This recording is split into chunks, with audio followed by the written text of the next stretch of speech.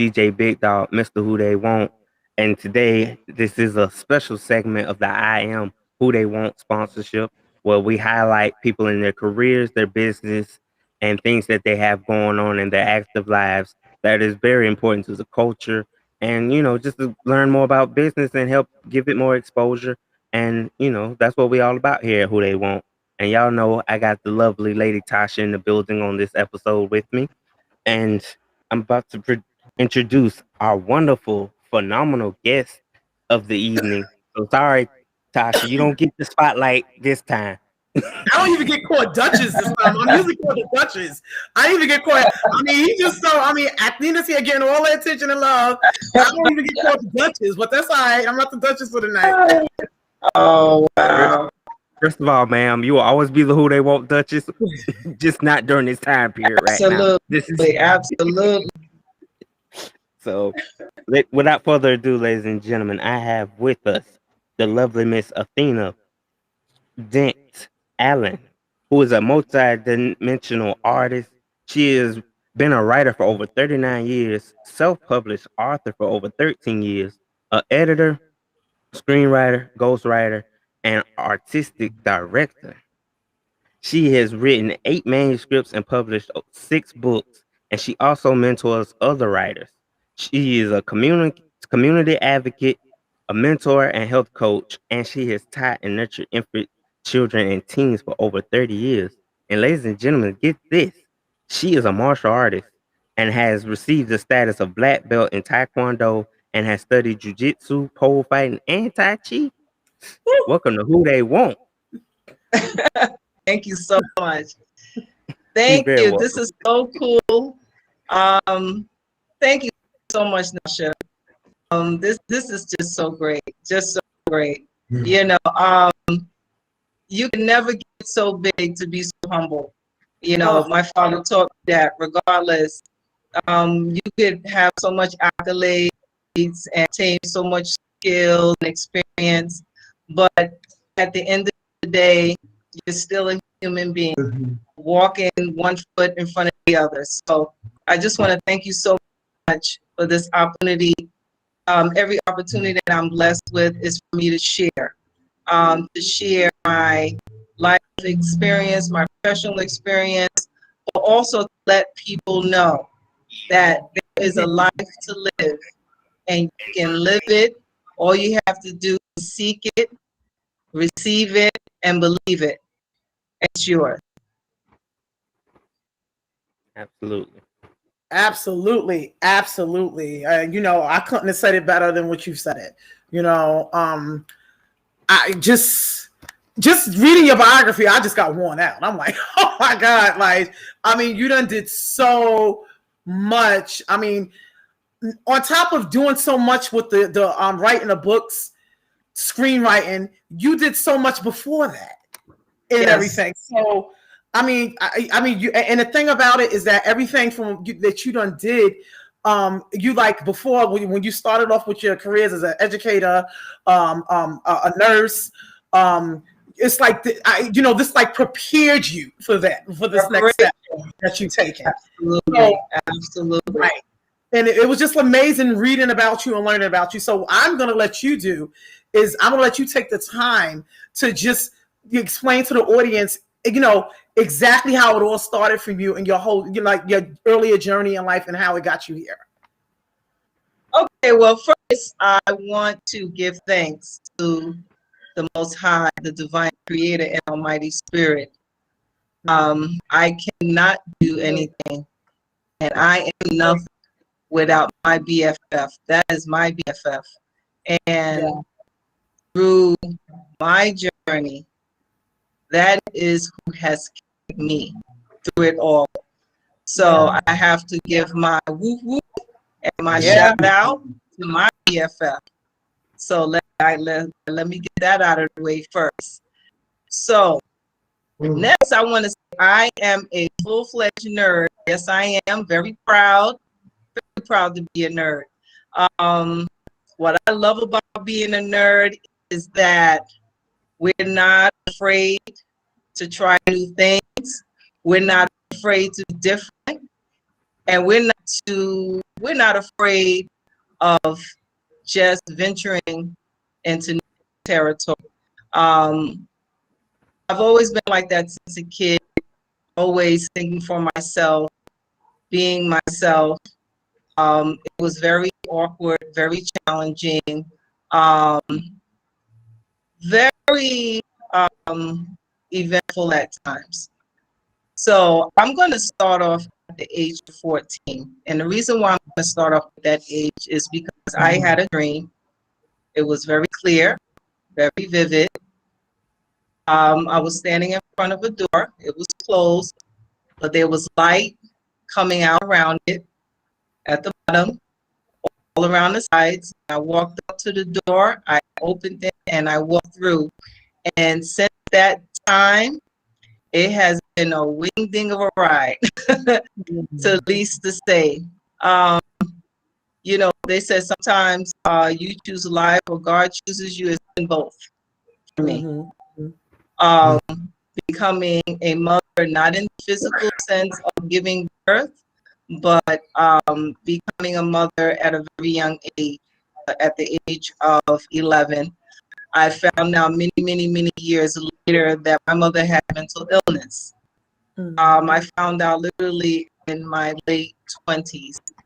And then at that time, you know, my mom became pregnant with my sister at 41 years old. And, you know, she didn't have her, but we convinced her. It was at the time myself and my two older brothers. And, you know, she had my sister.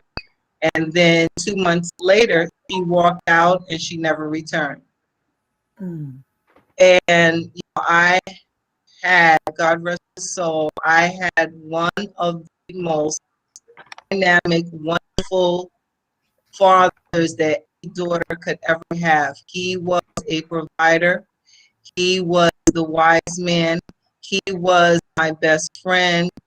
He was my supporter. And he was just a beautiful human being. And, you know, he was his role as the father, and I became the mother. And, you know, I did what I had to do. You know, luckily, I was raised to be very independent, self-sufficient. I inherited a lot of my father's genes, just a very go-getter. And I started working when I was 14, got my first job at 14. And my father taught me about money at a very early age, you know, and to this day, I'm very frugal with money. And I've learned a lot, you know, about investments and things of that nature. So whatever was mine was my sister's. I made sure she had whatever she needed. I made sure that she got put in a daycare center.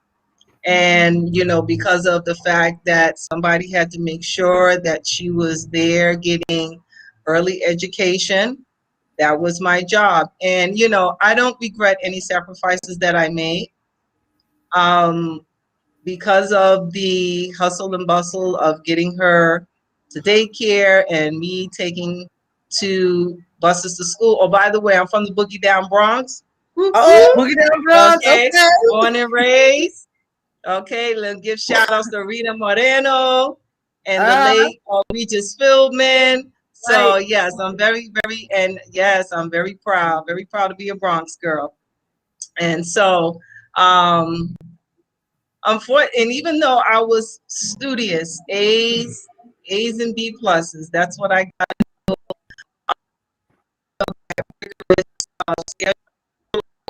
Unfortunately, I had to, and I was Taft High School on the Grand Concourse. Okay, Taft. And what?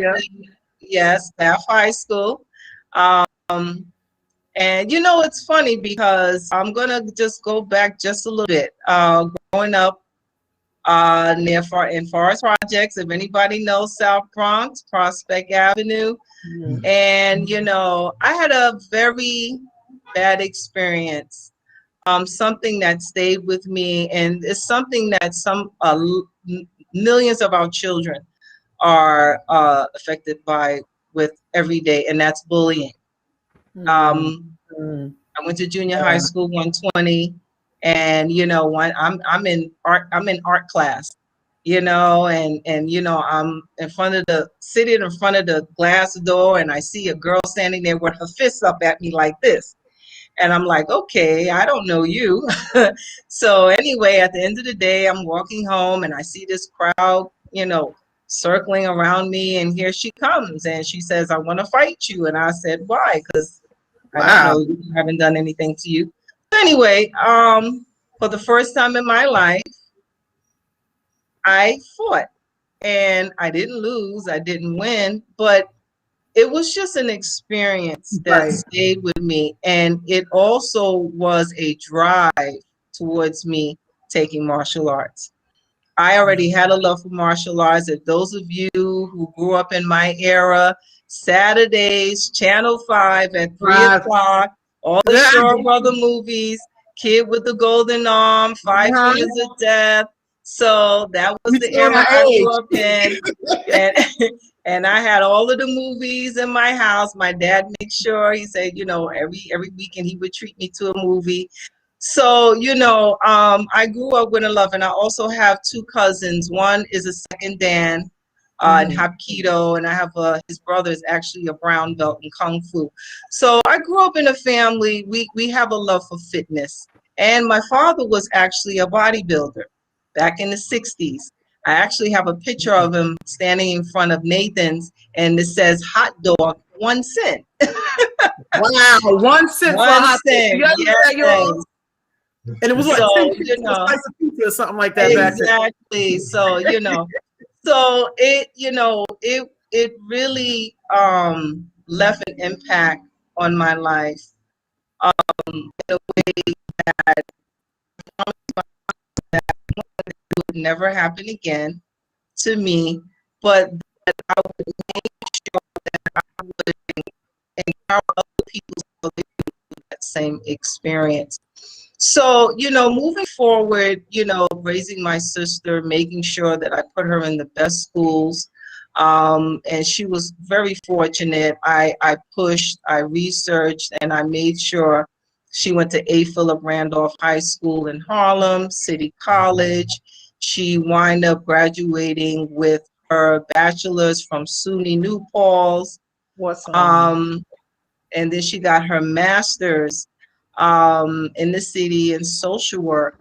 So I was a very, very just proud of her because she just had a lot of potential. But and she had a lot of support. You got to give it to yourself too. You know what I mean? But you know what? I'm gonna tell you the truth. There was a lot of questions, and when you're young, and because of my upbringing, I also wanted to mention that I was a Muslim for 23 years. My father came up in the Nation of Islam, and I grew up with a very strong foundation, and we grew up in holistic health. To this day, I've been a vegetarian for 37 years, and that is what kept me, the strong spiritual foundation, right, prayer, my upbringing. That is what has kept my feet to the ground through all of the challenges of, putting my life on hold. I was on my way to being a doctor. That's what I wanted to be when I grew up. And, I have no regrets with putting that aside. By the time, I told my mom and my stepmom and my dad, I'm actually here at my mom's house, by the way. Oh, really? Yes, I'm here visiting my mom. I have my sons here. Yeah. So I brought my laptop. I said, Mom, I have a podcast. She's like, oh, that's so cool. Yeah. So she was married to my dad for 36 years. And just a beautiful inspiration of true love and commitment and respect for each other. And, so with that, it just really laid a foundation for me in my life, and in reference to just so many levels, having self-respect, having knowledge and understanding of me as an African American, Native American woman, because my great-great-grandmother is of Choctaw Native American descent. I read a lot. My father, at that particular time when I was 14 years old, had over 300 books and magazines in his home. Uh, it ranged from human psychology, child behavior, um, health magazines, books on fasting, people who live over 100 years old in the Appalachian Mountain. He had all kinds of books, and I just started reading because, again, I was a nerd.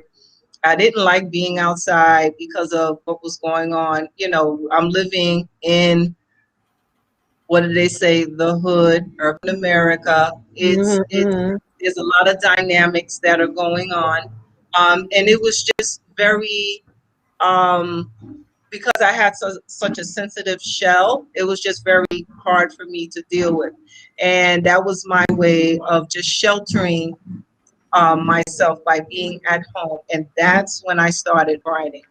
And I started writing poetry. I love poetry. What I love about poetry is that you could open your curtains and look outside and see a bird pollinating a flower and just write a poem for that. You You just could write a see poem for it. two squirrels playing tag, racing each other up a tree. You can write a poem about that.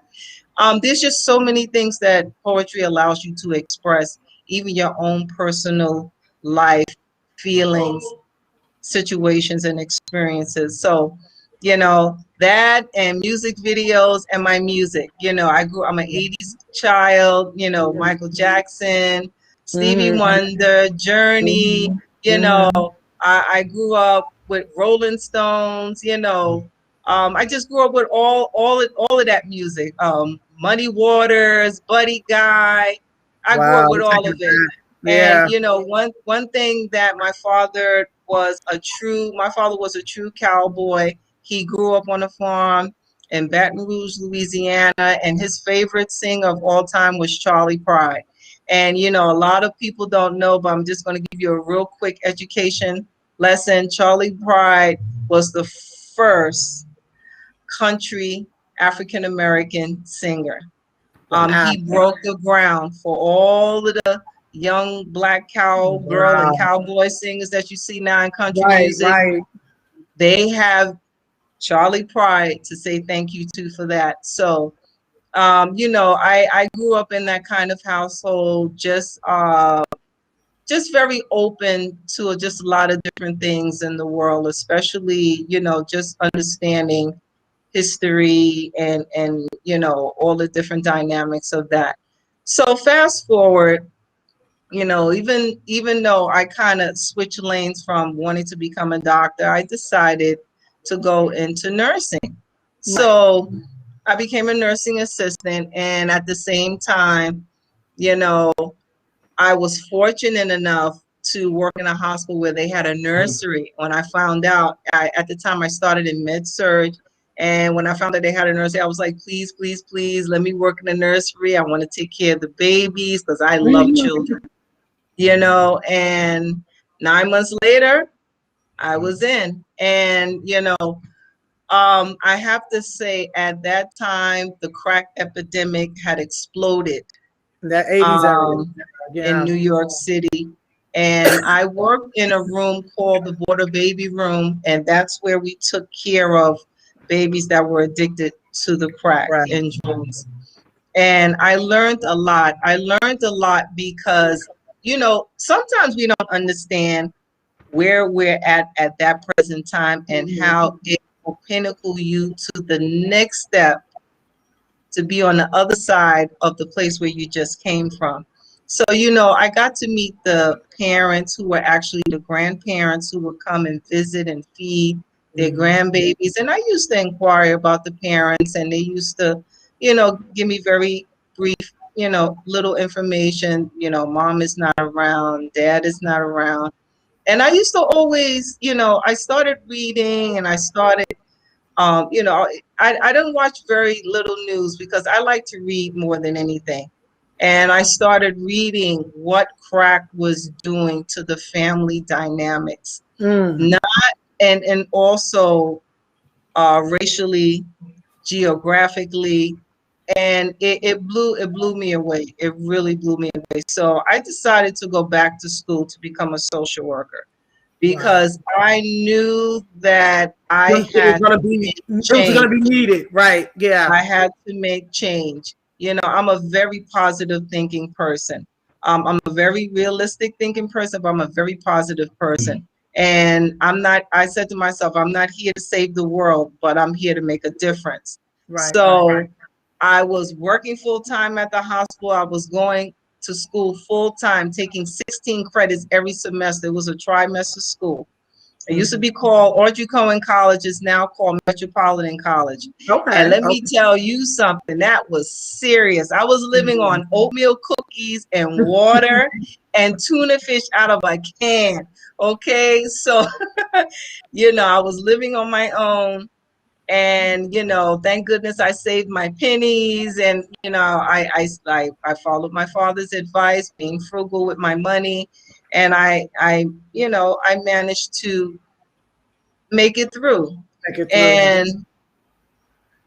And at the same time, because of me working in the hospital and taking care of the little ones, I decided to open my own daycare. You know, like I'm going to tell you right now, I have creative juices just going Right. all the time. Mm. I've always been like that. You know, I've always got something, ideas, something going on. I'm thinking about what I'm going to do if God blesses me to open my eyes tomorrow. So I left my job.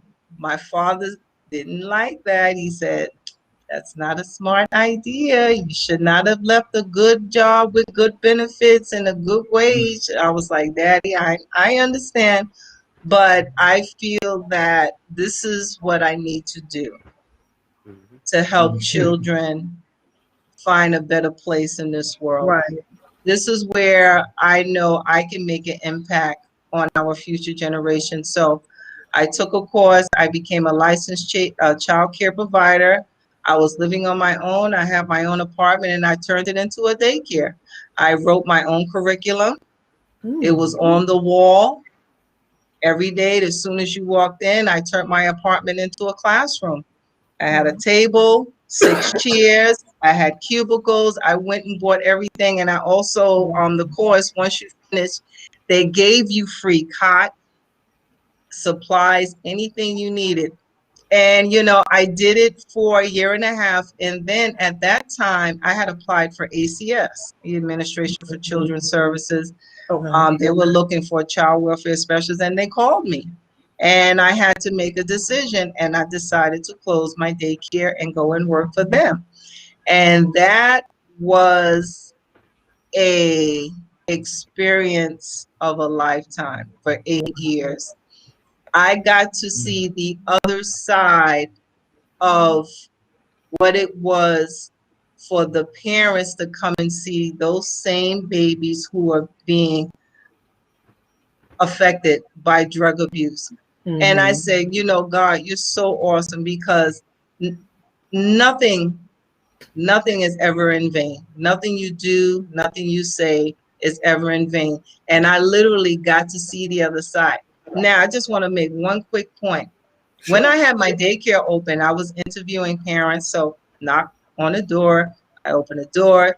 This parent is there with her 3-year-old son, Cutie Pie, comes in, sit down, interview them. And she says, she looks at me and she's smiling. She said, you don't remember me, do you? Mm-hmm. I said, you know, your name looks very familiar. She said, you took care of my baby when you worked in the hospital. I was like, oh my MOMG. I was like, wow. She said, yeah, this is my baby boy you took care of. I said, well, look at that. He is so cute. He had dreadlocks. And you Grown know all what? up. And I have, but you know what that said? And my father, one of the many lessons that he taught me, be careful how you treat people Yeah. because you never know when you're going to see them again or how they're going to be of help to you in your life. Now, what if I had been nasty and rude to her while she was in the hospital during her stay. Mhm. It would have Mhm. been a totally different interconnection, you know? Yeah. So Yeah. Right. it was just a beautiful thing, you know? So he became one of my children. I had 6 kids, you know, and like I said, I had the daycare open for a year and a half. 2 of the kids that I had were nonverbal. One was actually my college classmate. And Mhm. by the end of my year and a half, it took me 3 months, but he finally spoke. Him Wow. and another little boy from Trinidad. And let me tell you, I knew that I was on the right path. And you know, and my classmate and I, the day that he spoke, it was the day she came and picked him up, and she knocked on the door. I opened the door. He said, "Mama," and we both, tears was just coming out of. We was just standing there crying. That was the first time he had ever spoken. So I knew that I was on the right path in reference to nurturing our children, Hmm. just helping parents have support. Support. That's what a lot of people need. They need to know Especially that you around that can time. relate. Yeah. Exactly, that you can relate to Mhm. not just understanding me being a parent, but just being a human being with challenges and Right. knowing that I'm no different than you are, regardless if I have a college degree. It doesn't matter. We all eat, we all eat, we all Mhm. sleep, and we all breathe in Mhm. different ways and capacities, but it's Mhm. still all done the same way. Same So way. Yeah. Yeah. um being and working with foster care families was truly an opening eye to the system of how a lot of parents have been depleted, the system of how racism has really torn a lot of parents apart. Mhm. It has also undermined a lot of parenting. It has also weakened. It had also weakened as that's what I mainly saw. It weakened the infrastructure Mm. of what the Is. family unit was supposed to be. But what I did, I took the positive part and I built on that in reference to helping my families. And Mm. I will say it was, for the most part, it was rewarding, but exhausting, Yeah. because it's like you're walking up to a person and then I have so many cuts and you have so few band-aids and you're trying to figure out which one do I cover up first. Right. Right. So that's basically how it was. And it's so funny because it was 60 of us that trained. We started the jobs. By the year's end, about 40 of us left. Mm. I'm so many of my coworkers said, this is not for me. I It was didn't like the sign survivors, up like for this. the survivors. Yes, Yeah. because it was really reality in your face. You know, the Face. training Yeah. did not prepare you for what you was about to Up to encounter, see. Yeah. because you literally are diving into shark waters. Mm. And Right. I'm not over exaggerating. You're dealing with not just family dynamics of the foster parents, you're also helping the biological parents who are also going through their own stresses of drug rehab, homelessness. They want us, half of them want their children back. So you have to help them get their life on track. Then you have to deal with the court system, going to court, filing papers, showing up for court. Sometimes I was in court 4 times a week. That left Mm. one day to do progress notes. Impossible. Yeah. And what a lot of people don't understand, back at that time, the average caseload was only 15 families. I had 35 families. Wow. Wow. So you had to make sure that you saw all of those families in 1 month, which is normally 30 days. So that meant you're on roller skates 5 days a week, Oh, working yeah. 60 hours a day. And at that time, I became a single mother after coming out of an abusive marriage. The abusive marriage started off financial, and emotional and verbal. After I got divorced, and this was a visitation, that's when I got assaulted by my ex-husband. Wow. And, you know, it's so funny because here's the joke. I had just started martial arts and I had a white belt.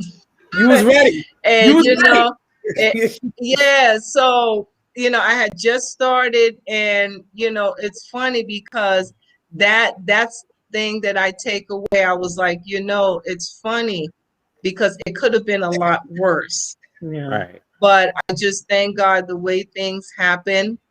I And didn't not go to blind. say, and not to mention that, don't mean to cut you off. Now, you Sure. already have to have a tough skin to do what you're doing in the world of work, social working. Okay. And Mm-hmm.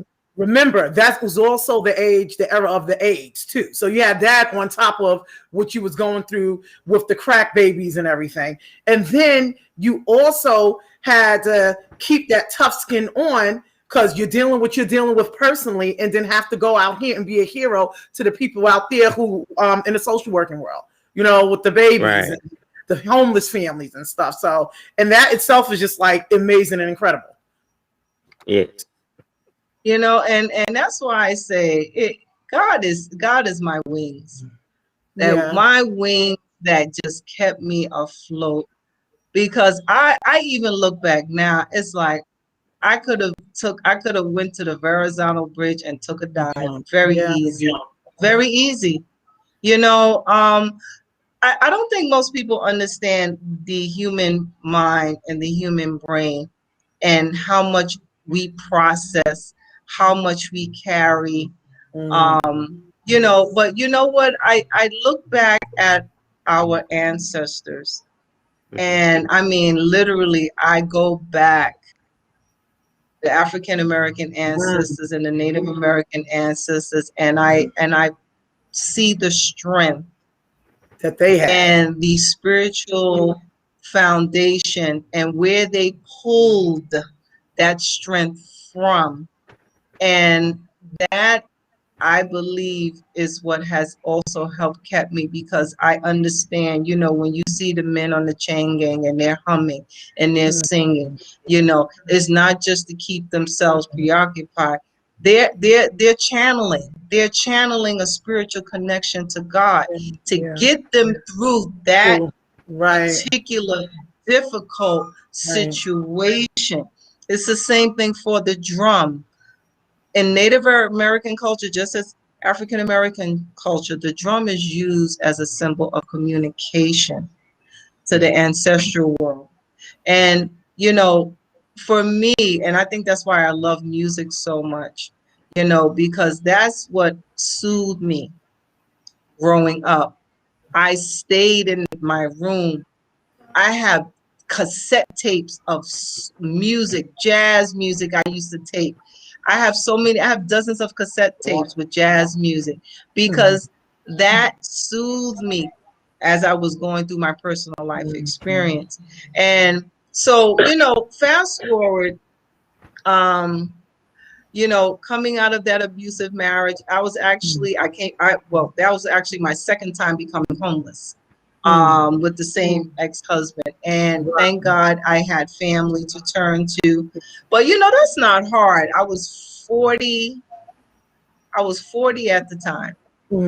And, you know, that when you're an adult, no adult for the most part wants to go back home to mommy and daddy. What's not? You're Right. standing on your feet. You're being independent, responsible, resourceful, and then boom.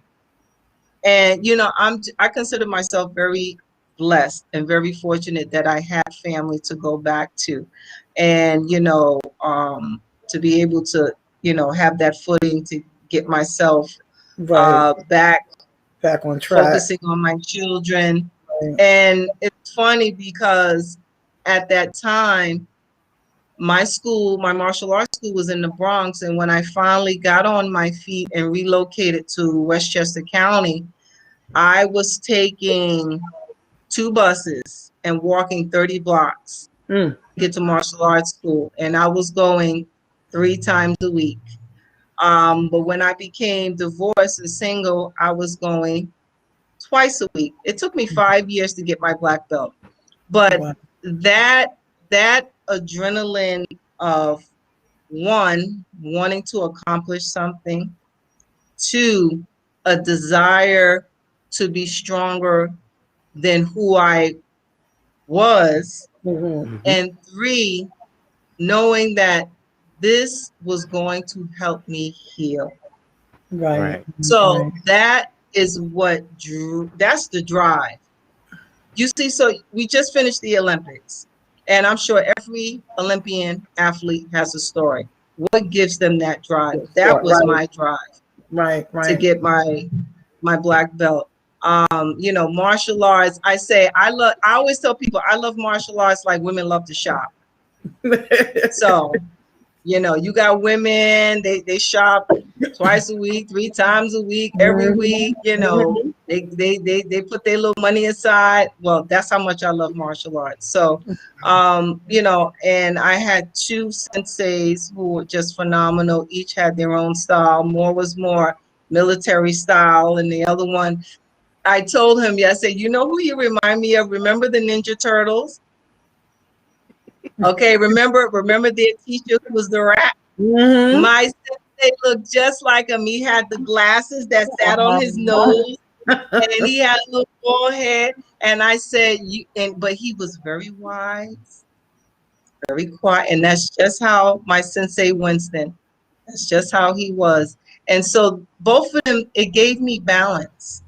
Mhm. It gave me Mm, balance. mm, His soft mm. side, and my other sensei Saul, he was the rough, the push-ups on your fingers. You're doing push-ups with your feet in the air from your, you know, it Mhm. is what, boy, I tell you.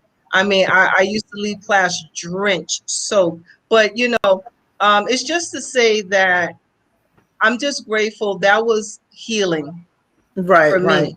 right, right. So on the other side of that was the writing. When I was going in between seeing my clients on the buses, on the train, I Mhm. always kept a legal pad in my briefcase. I was writing all the time, Okay. every day.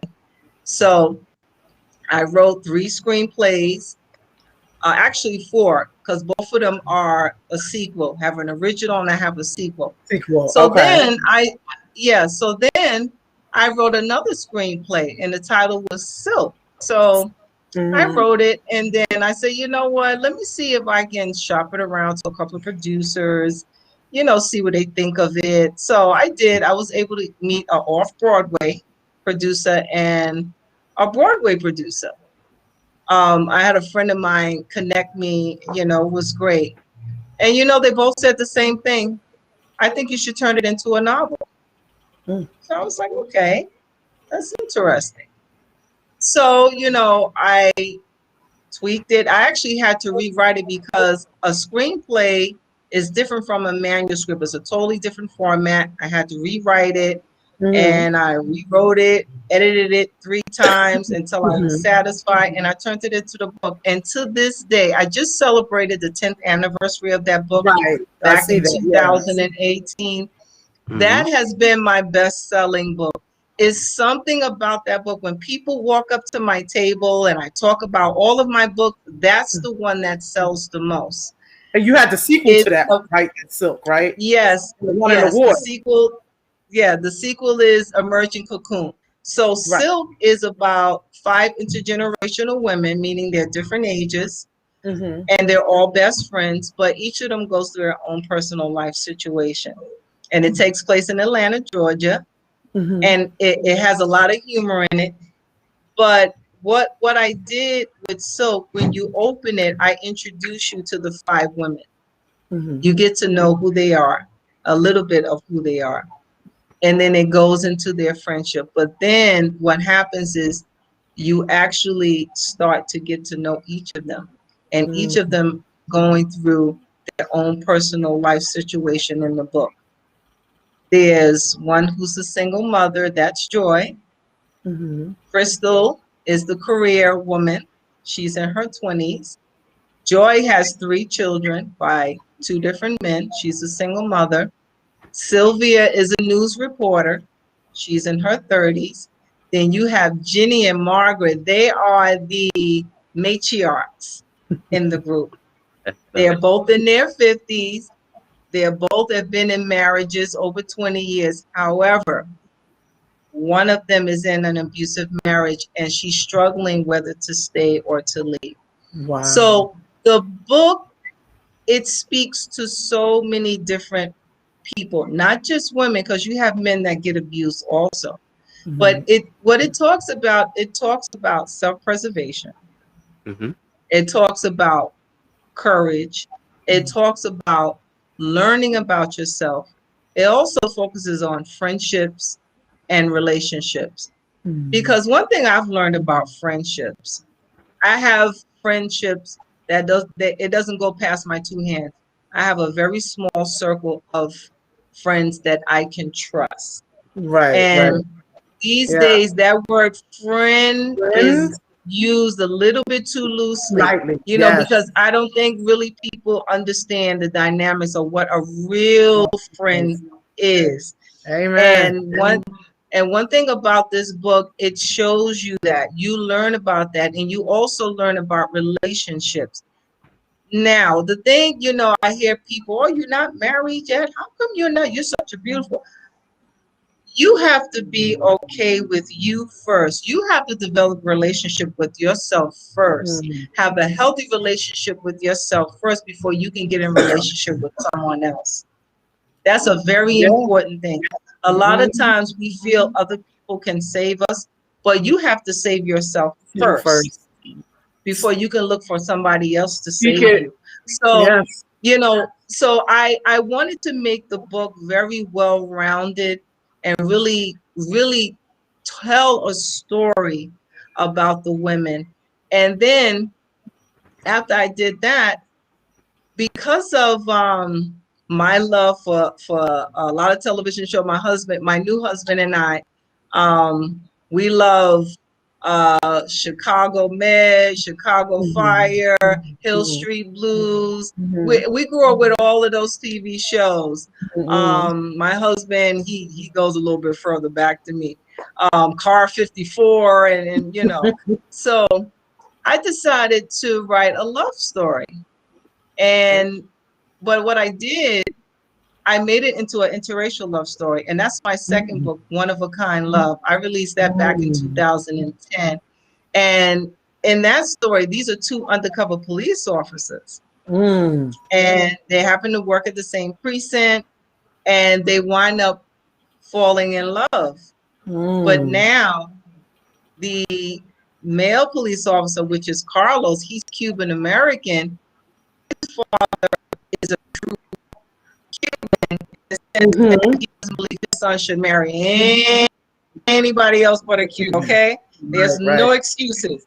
All right, if you want to Cuban, but in this case, that didn't happen. Now his mother, as long as my boy meet a good girl, that's all that matters. Right. So what you have is the clashes of the cultures in that book. And that I enjoyed writing that book. And the ending is a complete surprise. The people, you know, I love doing vendors. I love vendoring at festivals and events because over the years, I don't like to say my fans, but people who like my books, they come back and they're like, oh my God, that book was so good. I didn't even expect that ending.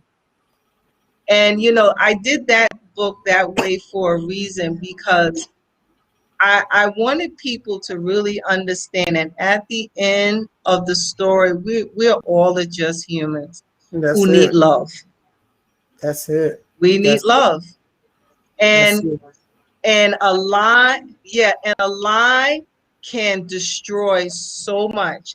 And that was one of the things that Carlos' mother was keeping going for a very long time, but that was because of the husband. So, you know, with that book, it really focused on love and overcoming obstacles All right. You know, you can't help who you love, because a lot of times it's a spiritual attraction more Right. so than a physical attraction, you Right. know. And so, you know, and I enjoyed that book very much. So now my husband said, you need to write a sequel to Silk. I was like, he said, you can't leave the five women just like that. You have to let people know the next phase of the friendship. So I was What like, happened? okay. I have a So, question you about know. that. So now, sure, Before you sure. ask the question. Now that book, right, was based on five women, five different types of women. Now, while you was writing that book, Yes. did you like find yourself relating yourself to each one of those women? Three of the women in the book. Three of the women in the book. Okay. Okay. Joy, who is the single mother. Right. Crystal, who was the career woman. And Margaret, who was Right. the one who was in the marriage that was abusive. Okay. And Okay. I think that's why, and I truly believe that's why the book sells so well, because it's a story that people can relate to.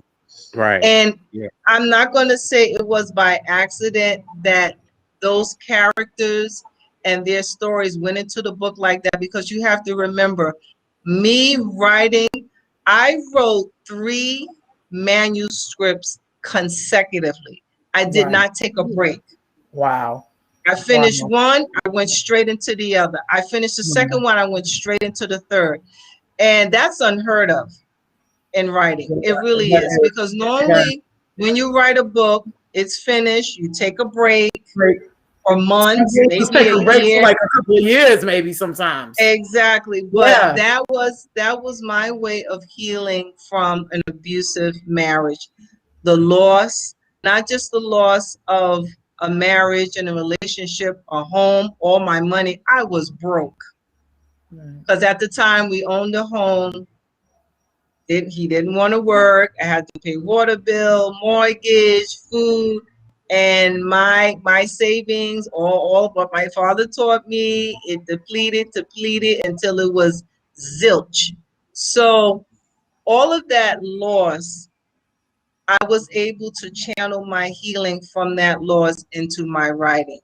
And you know, and I'm telling you, when I write a draft, which most writers do. You write a draft first. Mm-hmm. I was writing so fast that I was scratching out words to go back, you know, because it was just pouring out of me. The words, the creativity was just pouring out of me. It was like tears on a paper. It truly was like tears on a paper. And they say that. They And say writers, they say a writer will do their best work after they suffer the most. that is true. That is so true. And I truly believe that's why that book, it Right. sells. It's just it's like God has a light on that book, because when people I just did an event with Shayla from WBLS. I got to meet her in person. She had her sisterly market at the Livingston Mall in Livingston, New Jersey. I was one of the vendors, entrepreneurs. It was 15 dynamic entrepreneurship women, and that book sold out. Wow. It sold out. I sold a couple of Emerging Cocoon. I sold one Francesca Journey, but Silk is sold out. And that happens literally 8 times out of 10 when I'm doing vendoring. And, you know, so my husband he was on point. I did need to go on to the next chapter of these women's lives. So that's where Emerging Cocoon came in 2012. Mm-hmm. And I enjoyed writing that book, because in that book, that's when the secrets of the friendship come out. And everybody has secrets in a marriage, in a friendship, and you have to read it. At that time, I was one of the participant book vendors at the Harlem Book Festival. I had did the Harlem Book Festival, I'll say about 4 times. And this particular year, they have the Phyllis Wheatley Book Awards every year. So, you know, my husband's like, why don't you enter Emerging Cocoon? I think you'll win. So I was like, all right.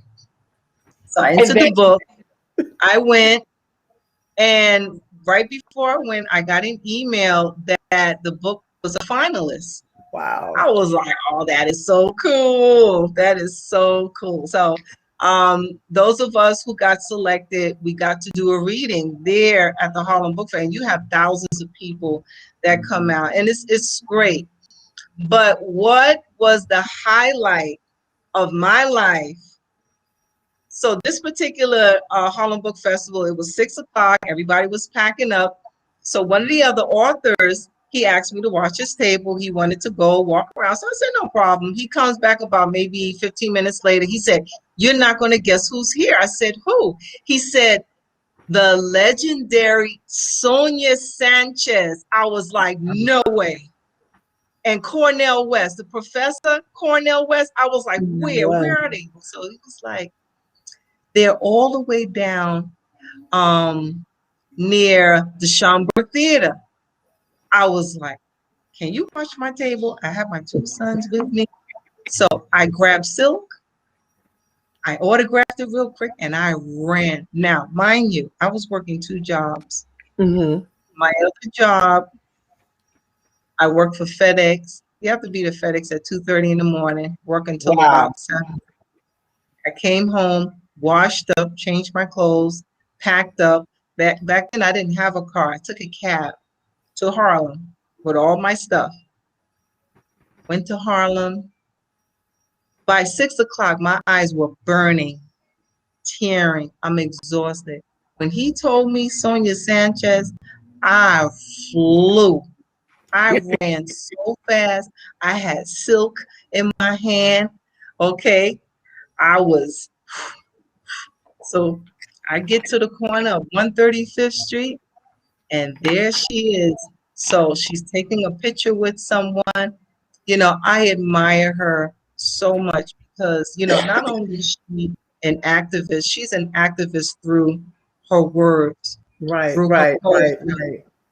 She travels the world speaking truth about inequality, racism, and all of the issues that are going on in this country through her poetry. So after the lady took a picture, I stepped up. I said, Miss Sanchez, it's such a pleasure to meet you. It's been an honor. I've been wanting to meet you for years. I'm an author, and I would like to give you a copy of my book. And I have a picture with her on my mantle. Really? Let me tell you. So that was the highlight of my life. One of the highlights of my life. It was just incredible. I think it's a blessing, those of us who we get to meet people that we admire so much, And so, that gave me that additional drive just to keep writing. Wow. So then I was like, okay. I wanted to share my experience working with the foster care families. Mm-hmm. Mm-hmm. I wanted the world to see what it was like for a child to go through foster care. So that's where Francesca's journey came in. Right. That was the book that had the 13 different editions. No. This is the one with the little girl, and she has the polka dot barrette in the back of her hair. Yes, and you see a path before her, and then there's the light at the end of the path. And yes, so that book was very, very important for me to do. I took a lot of care in writing that book because I wanted it to have a happy ending, but I wanted it to also tell the truth in some ways of what a foster child experienced. So I had to be very careful because I didn't want it to be explicit. I didn't want it to be vulgar. I wanted to be something that somebody could learn from. But because of the fact that I was an educator, I was a former pre-K, because besides having my daycare, I also taught at a daycare center for a year. I had my own classroom. I had 12 little ones, and I wanted the book to educate middle school and high school teens. I wanted it also geared towards teachers and parents. So I really took my time writing that book because, it's a very fine line when you're writing about foster care, because there's a lot of unfortunate incidences that has happened. I know of a casualty that happened with another coworker on her case, and it was very sad and unfortunate. And but these things happen.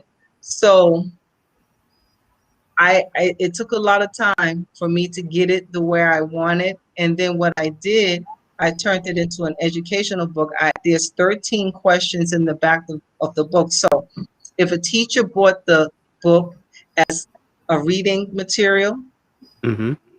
student would get a book, read the book, answer the questions in like an essay form based on what you felt you read from the book, and then you can have class and group discussion. Because to me, that's very important, Right. and a lot of times, in that book, there's a lot of issues that I wanted to address: bullying, abuse, loss of a parent, and change of environment. But what I wanted it also to show that a child could have courage, a child could have their own voice, and a child could find their way to becoming themselves. And it took me a long time. Once the book was finished, and I'm still on a journey with that book, really knocking on doors. I mean, I did research, compiling schools and superintendents and districts, calling, emailing. It took about a good 5 years, and then I finally, in Yonkers, the YMCA. I lived in Yonkers for 14 years. I knew the CEO at the time. She is now the mayor of Mount Vernon, Sean Patterson Howard. And we had a very good rapport. I told her about the book and, what my intentions were and how I felt children could benefit. So she was like, okay, I'm going to they had an after school program called the Clubhouse. She set me up with an appointment with the director over the program. I gave him a copy of the book. See, for me, I don't have a problem. See, a lot of authors don't want to give away their books. But if you have an agenda, a positive agenda for your book, and you want to present it so to see if it's going to be received, you have to do that. You have So to. yeah, you have to do that, because that's the only way that people are going to take you seriously. Because it's like, if you think, if it's all, I got to sell, it's not always about selling your books. And for me, that was never, ever a thought in my mind in reference to my journey as a storyteller. I consider myself a storyteller, not just an author, because every single one of my books has a message about empowering, healing, and inspiration. That's why, I put that in my bio, that my books are about healing, and they're about education, and they're about inspiring people. He read the book. He loved it. He said, Ms. Dent, I'm going to run it by my two counselors, and then I'm going to get back to you. So he ran it by the two counselors. I gave them 2 copies. They each read a portion of the book. They loved the book. They said, Ms. Dent, we're ready when you are. So they allowed me to come in. I did a presentation to 12 of the kids. 7 of them raised their hand. They wanted to read my book. And they actually read, some read more than others. But the bottom line is they all liked the book.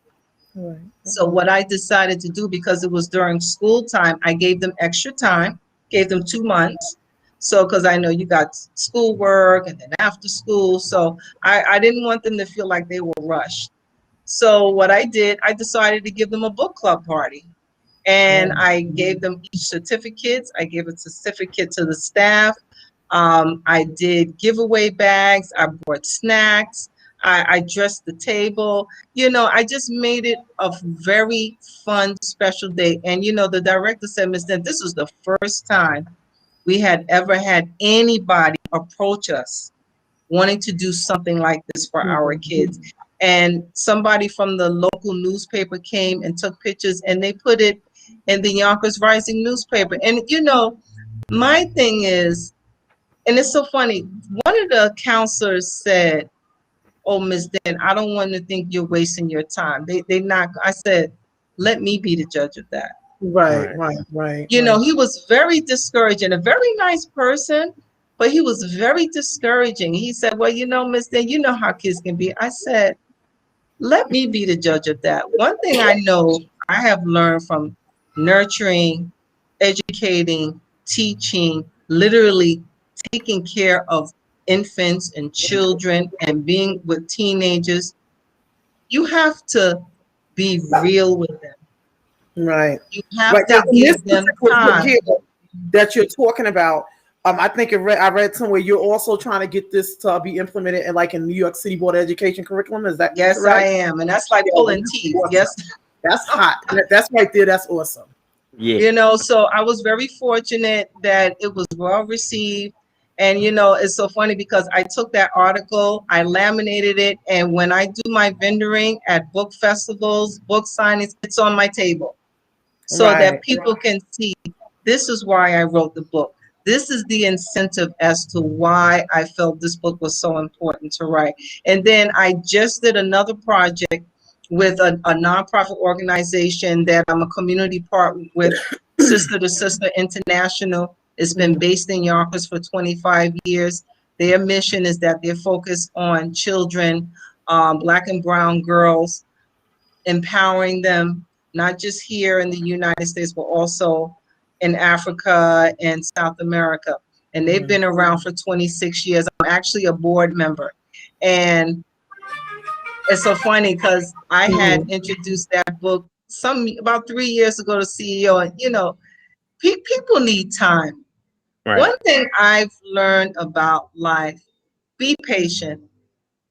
Be very patient when it comes to relationships, your children, and even as an entrepreneur, you got to be patient, prepared, positive, Mm-hmm. pleasant, and persistent because Right. that packs a powerful punch. All five things. And so it wasn't until this year I mentioned it to her. I said, you know what, let me wait a little bit. And then last year, they actually selected me to become a board member. And then I said, you know what, let me just wait a little bit. And Okay. then I sent her a long email mentioning the book again. And do you know what? What happened? She bought 25 copies of the book. Okay. And she allowed me to do a presentation in her STEAM camp this year. STEAM stands for Science, Technology, Education, Arts, and Math. And let me tell you, it was great. You know, I thanked her so much for just really seeing the self-worth in the book. You Wow. know, really, you know, and you know, a lot of times people will, because people know people know people. She Right. knows Miss Howard, and you know, sometimes people, oh, you know, do you read anything about Miss So and So book? Oh, so sometimes people need to talk to other people to talk to other people, really see where you're coming from. And you know, I've done a lot of community work. I'm a lot of my community work is based in Yonkers for the past 15 years. People know who I am. They know how I work and what I do. And there's nothing fake about me. I go all in with all of my community work. I'm in 3 non-for-profits. And sometimes I'm like, you know, because it's a lot of work to help other people, to help communities. And that's the only way you're going to really see change. So I'm so grateful that she allowed me that platform. The girls were very receptive. Let me tell you, you got some phenomenal young ladies coming up in this world. The group of young ladies that I did the presentation to, I went around the room. We have nurses, architects. One wanted to be an archaeologist. Two wanted to be doctors. Phenomenal girls. And, you know, after I did the presentation, and it's so funny how I open it up, I had them read the book for about 15 minutes.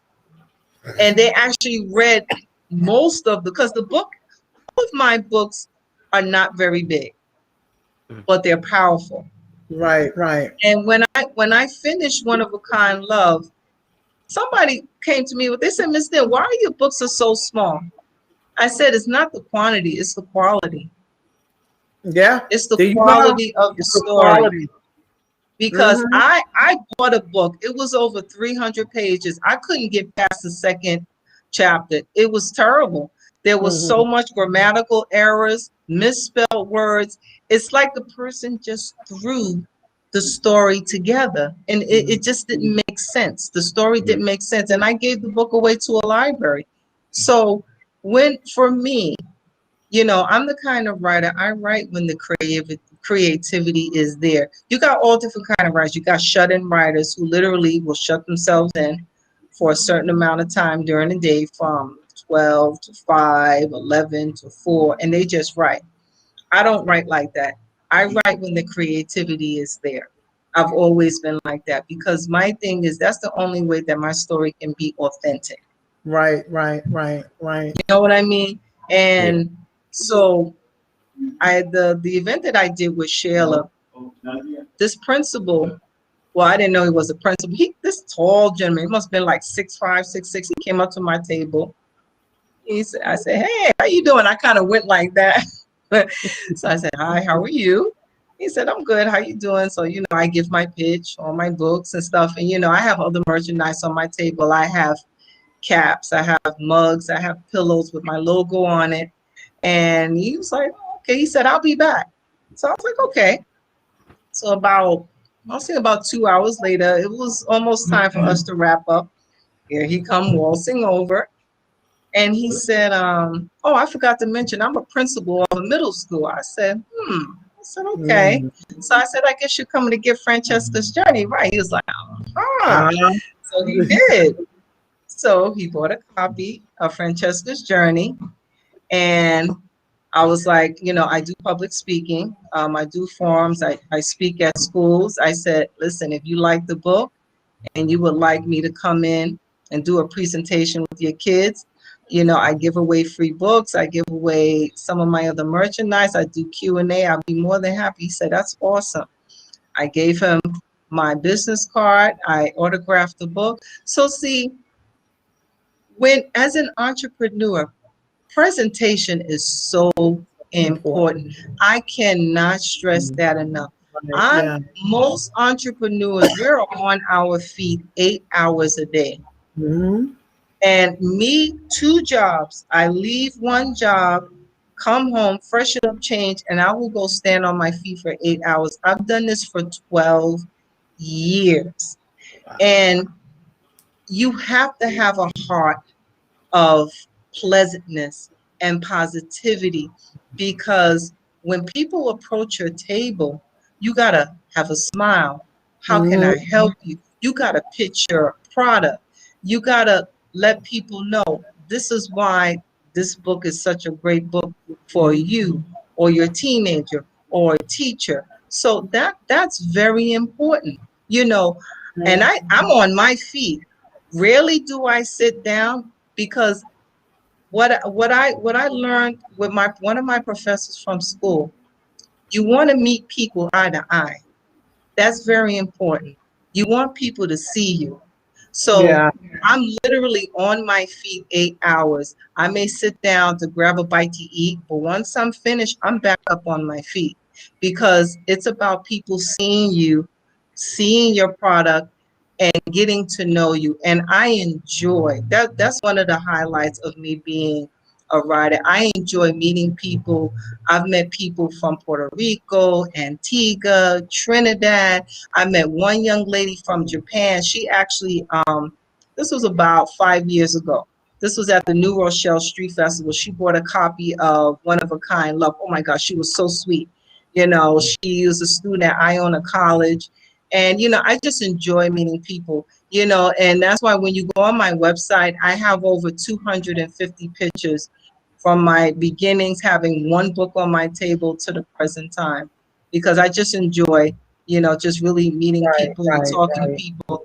And, you know, I've met people who are writing, people who have stuff sitting in a drawer, been sitting there for years, because it's like, and I don't really know what to do. I don't know where to pick up or begin. I don't know if I can finish it. And I will take the time and I will talk to them. I'll give them insight. I'll give them strategies. And I'll say, listen, and I met one young lady, she said her family told her she's wasting her time. But I said, it's not about what your family think. What do you think? Right. Is it worth it? Do you Right. want to take the time to nurture it, to cultivate it, to see where it can go? Because one thing I know, your story is somebody else's story. Story. And your story is somebody else's story for them to be inspired to off of as well. Exactly. You know? Exactly. Yeah. Exactly. Right. So what can we expect to see from you coming up in the future here? You know, I mean, you done did so much. I mean, you done did screenplays. I mean, novels. Nursing, everything. So- what you gonna do here? What can we expect? So I was thinking about skydiving over the Verrazano Bridge, but no, I changed my mind about that. So what I plan on doing is I'm celebrating the 10th anniversary of One of a Kind Love. Okay. So I will be, it's a little late. I had to put it on hold for a little while because I actually was going to release my poetry book this year. It's 35 years worth of poetry. It's called The Beginning. But I decided to hold off on that because next year I'll be celebrating 40 years as a writer. So I said I'm going to release that next year. Yeah. And then next month I'm going to release the 10th anniversary of One of a Kind Love. I revamped it, I revised it, and it's so much sweeter. So look forward to that. The other thing that I'm doing is I am working on getting silk. I'm shopping around, networking. I'm getting very close. I want silk to be made into a Broadway play. So I'm working on that. And I also have another screenplay that I would like done into a major film. So that's what I'm working on now. You know, it's a lot of patience. I mean, even once you connect with the right people, you got to be patient. You just got to be patient because they have a full plate, you have a full plate. But once both of you clean off your plate and you can pick a time to connect, it's magic. Right. And It's aren't magic. you is it fair to say that you also maybe a momager? Is that what they call it? A momager? Yes. Daniel? Yes. So again, Yes. I thank the Most High for just being an octopus. Yeah. Just do, you know, my hand is over here, my hand is over here, and now my son is smiling again. I am the mother, I am the proud mother of a 21-year-old model of a special needs young man. Yes. My son has autism. And you know, Natasha, and what is that handsome young man over there? What's your name again? Stedman. Look at all blessed. He said, stay. When I say God had a hand in me sitting here before you, just imagine realizing that there's something wrong with your precious baby at 3 years old, and then at the same time you're in an abusive marriage and you want to leave and you decide to leave, and then when you do leave and then you're more damaged, you leave with nothing but the shirt on your back, and then you have to pick yourself up, dust yourself off, and start anew with nothing but God's grace. And I'm fortunate that I had to make a decision, and it meant not worrying about what I wanted. Right. It had to do with what was best for my sons. Mhm. And relocating was the best thing that I could have ever done, because he got the best education he could have received when I moved to Westchester County, all of the services. But what I will say is that I had to show up. Right. Yeah, and be a I had part. to step up Mm-hmm. 100-fold. And that's exactly what I did.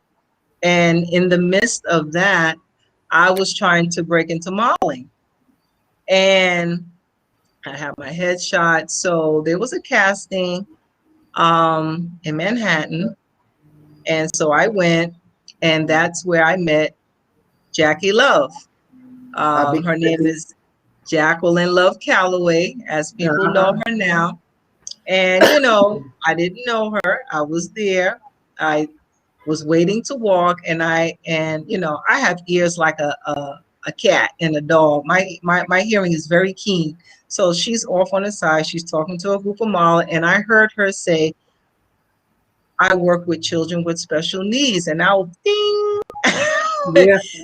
And God bless my sons. They're very handsome, both my sons. Yeah. Their bodies are Yeah. Very. I seen them. very, I'm just very grateful, good looks running my family amongst the men. Mm-hmm. And so when she was finished conversating, I went over to her and I said, good afternoon, my name is so and so, and I just happened to overhear, you said that you work with special needs children. She said, yes, I do. I've been in the business for about, I think at that time it was like 27 years. She worked with Donna Karen, all the, times. And I was just listening. I'm the type of person, I could see Denzel Washington and I wouldn't go all crazy. I'll walk up to him and say, hi, Mr. Washington. I'm just very like that, So, I was like, oh, okay. I said, well, I have an autistic son. He's 15 and very handsome. He follows direction very well. And, I wanted to know, would you be able to work with him? So she said, well, I have class next week. Here's the address. Bring him in and we'll see. I brought him in. She worked with him for an hour. And she came out. She said, that's my boy. She said, I'm signing him up with me. She said, he is amazing. She said, he follows direction better than some of my other models. She said, I love him. So she says, I want to see him next week. I will be working with him. And I've been with Jackie for going on 7 years. There was a little hiatus. There was things going on. We were both busy and time separated. But this year she started back her classes, and we never lost touch. We were talking on the phone the whole time, even last year during COVID, and he's back in the swing of things. And I mean, now it's gotten to the point where Jackie has elevated to the point of children are getting signed with major modeling companies. And the goal is to, and not only the goal, I quote, she has said, God has already shown me that Daniel, my son, is going to get signed by the end of this year. She tells me the whole time. Yeah. And we have a show. We have a show coming up at Lincoln Center. When she told me that, I was like, whoa, because you don't just get into Lincoln Center to do anything. You have to be professional. Right. You have to be top notch to dance, to sing, to do anything. I'm talking about Alvin Haley, operetta. You have to be top notch to get into Lincoln Center. And Jackie is top notch. She's incredible with Mhm. children. She's phenomenally patient, professional, and persistent when it comes to how she teaches these children. She is a no holds bar, but what I love about her is that she shows love. Right. Like almost like a And that nurse. number one, exactly. Yeah. She's like an educator, a teacher. Mhm. Too. She educates children not on how to walk, but how your best. Yeah. Teaches manners. She teaches posture. She teaches wording. She teaches culture to these The children. whole She etiquette. takes them FIT. She takes them to different places. She takes them to fabric stores because it's like, okay, you're Molly, but do you know what you have on? Do you know the material that is made from? She brings in designers. So she really is giving the children the overall picture of what it is to really be a model. And the fact that even with Daniel, me working with him at home, I have to say he has a connection with Jackie because from the first time that he started modeling with her, it just clicked. He is in a zone when he is walking the runway. He's I calm, see he's him. relaxed, and I he's see it. confident. Yes. And he's done over, let me see, over the past 7 years, he's done about 20 shows with Jackie. I've been all over Manhattan, New Jersey. I've been all over with him doing various shows, and people cannot believe he's autistic. Even when we took a break and we separated, I was putting him in shows in Westchester. They have a fashion week also, and I put him in 2 shows up here, and people were like, "Miss Dent, can't believe that's your son. He is so good." And for the first time, my husband, my new husband, we've been together 18 years. We officially got married last year during COVID. He saw him in a fashion show 3 years ago. He was like, "I'm impressed. Wow. I'm impressed. Because, where you going? I got to take Danny here. Every Saturday, where you going? I got to take him to class." He was like, "Is he making any money?" I'm like, "Honey, everything is a process." It is. I Right. said, "Am I making money?" Right. I'm getting there. Amen. I'm making a good living, but I want to be like Oprah one day because I want to be a philanthropist so I can help other people. So I said, "Honey, listen, why don't you come with me to one of his shows?" So Jackie did a show in Brooklyn, and when he came out, my husband was like, at the end when he said, "I'm very impressed. I'm very impressed." I said, people don't understand that, especially these children, they have their gifts. Some are great musically, some are great artists. I know, matter of fact, Jackie has another young lady. Her name is Lexi. She's also autistic, but she has more Asperger's. Right. She just finished college. This young lady is an incredible artist. She walks in 4-inch heels. Wow. Amazing. Jackie taught her that. Yeah. So I'm just very fortunate that my son has found one of his gifts, and that I hope one day when y'all are in Manhattan and you look up on the billboard that you'll see him, Oh, we will. because We he will will. be the first African American special needs male to explode into the fashion industry. You will. And Althena, I want you to take this time out and everything because we really, I mean, this has been a phenomenal show. Yes. Thank you I so mean, much. gosh. I mean, Thank you so much. I just so much knowledge, so much jewel, so much inspiration. I mean, for somebody that's sitting back looking at this right now, I mean, if you're not inspired, I just don't know what to tell you. So where can people, I mean, you have a website. Let everybody know where they can find your website. Okay, everybody. So if you want to get to know a little bit more about me, my storytelling, if you want to purchase any of my books or any of my other merchandise, but most importantly, if you would like me to come and do a presentation at your school, if you have a book club, if you have a church, you're more than welcome to contact me at www.unlimited/artist.com. I'm going to say that one more time. It's www.unlimited/artist.com. Or you can contact me at my email, which is my last name, Dent, DENT, dot, letter A is in apple.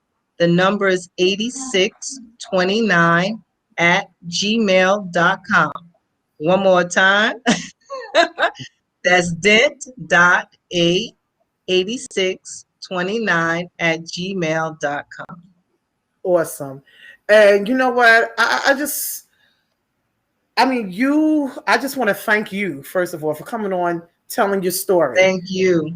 Because I mean, this was just truly amazing. I mean, we just need, and there's just so many sisters out there, African American, any from any race, whatever, that just need to hear this, to let them know that no matter how hard life get, you can just still go on.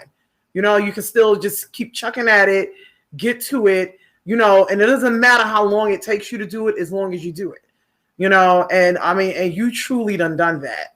I mean, you, excuse me, after having to raise your sister, step into a mother role at a young age, and had to really put yourself on the back burner, you still was able to, after that, it was like, okay, well, it's still a time for me to still go out and follow some of my dreams and make some of those things come through. Not some, a lot, as I might say. You know what I'm saying? So yeah, I just want to thank you so much for being one of those. Absolutely. Thank you, Natasha. And because so much. Yeah, because and this is what we need nowadays. We need when the world we in right now. We need to see stuff like people like you. And thank you for coming on, sharing your story. Absolutely. Thank you so much, Natasha. You know what? When how I met you was through Lisa, Jackie's sister, Lisa Washington, and she was like, Dina, I think this would be a great platform for you. Yes. Natasha is so sweet. She's just great, good people. She's such a positive sister. She's like sunshine.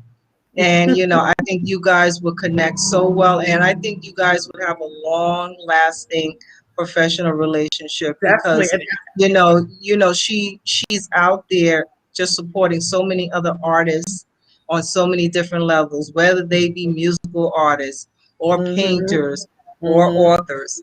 So, she's just there to just put the spotlight on you so that you can share your gift with everybody else for the rest of the world. Right.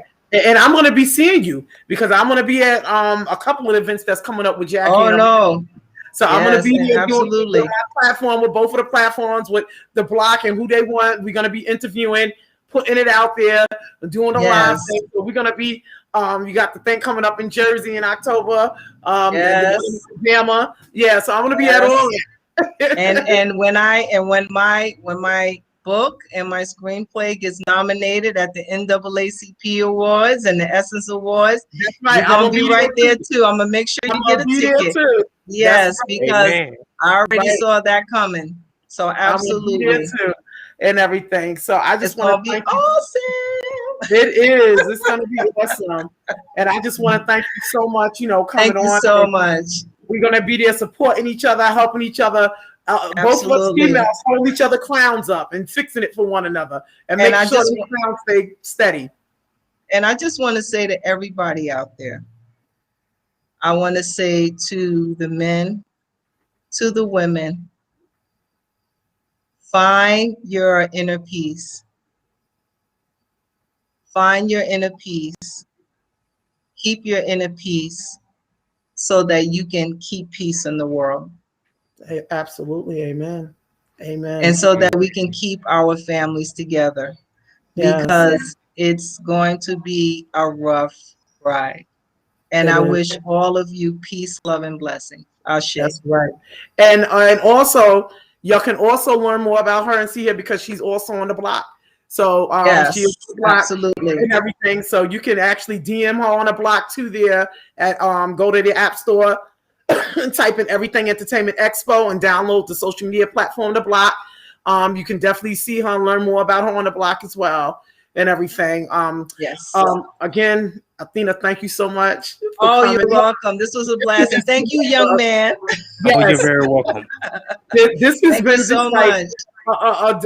a blessing to like just have a nice Sunday evening. This has been like one of the best Sunday evenings I've had in a long Great. time. I'm Every so day glad. Sunday I'm so evening is glad. good, but And just you know, like it was so good. Yes, absolutely. And just keep this platform going, because there's so many more of our Yes. people out Yes. there that have a lot of great talent to share with you. Yes, Absolutely. absolutely. And we look forward to having you back on the platform too. Yes, And we're going to be that's following right. you, and we're going to be seeing you there and everything. We're going to be seeing you Absolutely. there. We're going to be seeing you get them awards, some more awards and everything. And Yes, the next novels, looking for the more screenplays and everything. yes. Thank you so much, everybody. Thank Yes, you. thank you. Everybody, All right. continued blessings for 2021. All right. Yes, thank you, Thank you. Athena. All right, and you have From a the great boogie down. the Boogie Down Bronx. All righty. Take care, everybody. Good night. Bye-bye. You too. Thank you. Bye-bye. All right. Yes, Steady. So you want to go ahead and close it out, Steady? Yes, that was just awesome, wasn't it? Oh man, y'all just don't understand just the essence of energy that was just present within this section. Yes. We clown, we give y'all multiple like different segments, people. But when it comes to I am who they want, we give you the nourishment that you're missing and try to keep paying it forward so that one day you can be that person that comes in too and have a story to tell. And a powerful one at that. An absolutely. Uplifting and inspiring. Like Jesus.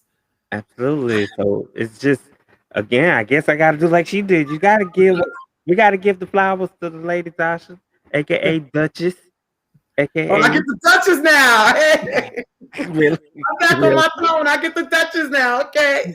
Who put you off the throne? Ain't nobody put you off the throne. Usually at the beginning of the shows, I get the introduction as the Duchess. I'll be hearing the horns in my head, do do do do, and all that stuff. I didn't hear that today and stuff, but that's cool. But when you close it out like that, so the Duchess. Exactly, it's gonna forever be there. Stop. Can I say it? Bow down.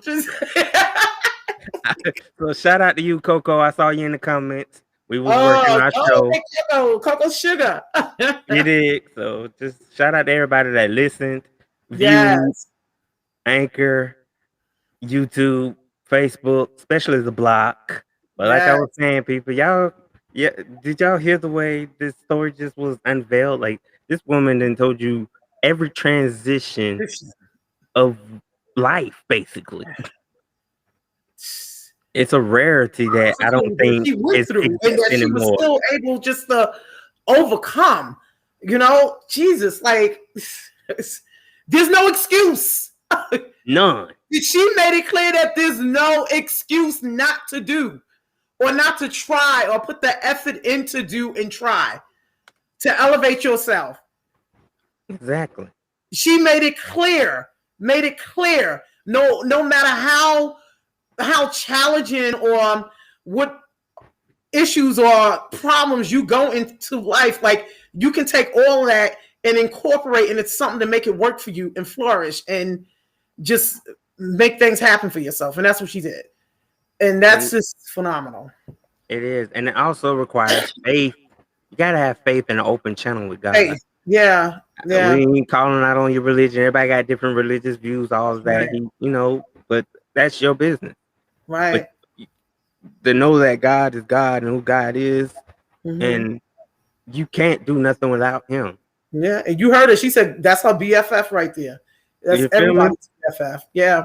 Exactly. I don't Yeah. care how you what corner of the world you come from within Mhm. that chapter. You Right. acknowledge who He is. Exactly. Exactly. You, as long as you're acknowledging who he is and keeping the faith, there's nothing that can stop you. No obstacles, no anything. And again, just Athena, thank you so much for coming on, just sharing your story. Because I mean, that was just like, gosh, got me. I'm not doing enough now. You know what I'm saying? I'm just not doing enough. I mean, I'm running a company. I'm like, I'm running. I got a 9 to 5. It's like that. I'm not doing enough right now. So now I got to go. I'm trying to start a network up here and stuff, but that's not enough. I got to go get some study. We got to get some more stuff to do. We ain't And doing we enough right will. now. You hear me? And it will be done. And on that note, ladies and gentlemen, I thank y'all for tuning in to the I Am Who They Want sponsorship segment of Who They Want podcast. We'll drop some bonus content this week. As you know, this is the wrap up of season 4. And we'll keep y'all in tune with whatever the next move is. Y'all be safe, Right. mask up, get that vaccine, stay protected. I love y'all. If don't nobody else tell y'all Who They Want loves y'all, we out.